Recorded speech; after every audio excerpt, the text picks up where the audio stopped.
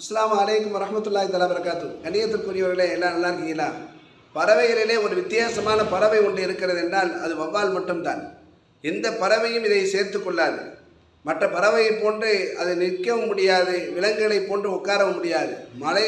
மலைகளிலே மரங்களிலே அது தலைகீழாக தொங்கிக் கொண்டிருக்கும். தலைகீழ் வாழ்க்கை தான் அதற்கு.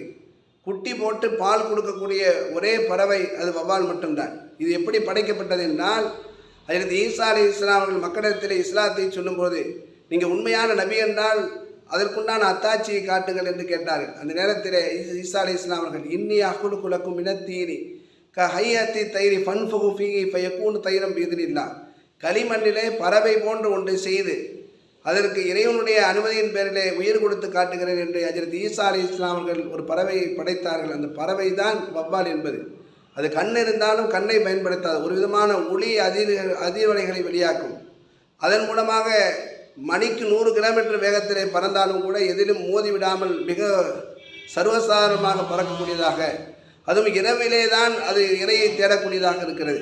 பூச்சிகளை வண்டுகளை அதிகமாக சாப்பிடுவதன் மூலமாக விவசாயிகளுக்கு அது பலனுள்ளதாக இருக்கிறது.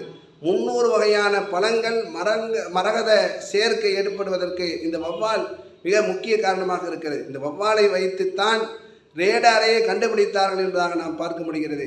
ஒரு வித்தியாசமான பறவை அது வவ்வால். இந்த வவ்வாலை ஹஜ்ரத் ஈசா அலைஹிஸ்ஸலாம் அவர்கள் அல்லாஹ்வுடைய அனுமதி கொண்டு அவர்கள் படைத்தார்கள். அவர்கள் நபி, அவங்க படைத்தாங்க. என்ன இருந்தாலும் அவர்கள் ஒரு மனிதர் இதை அல்லாஹ்வுடைய அனுமதியின் பேரில் படைத்ததினால் பலவிதமான குறைகளும் அதில் ஏற்பட்டது. அந்த குறைகள் தான் அது தலையீழாக அது தொங்கிக் கொண்டிருக்கிறது. சரியாக உட்கார முடியவில்லை.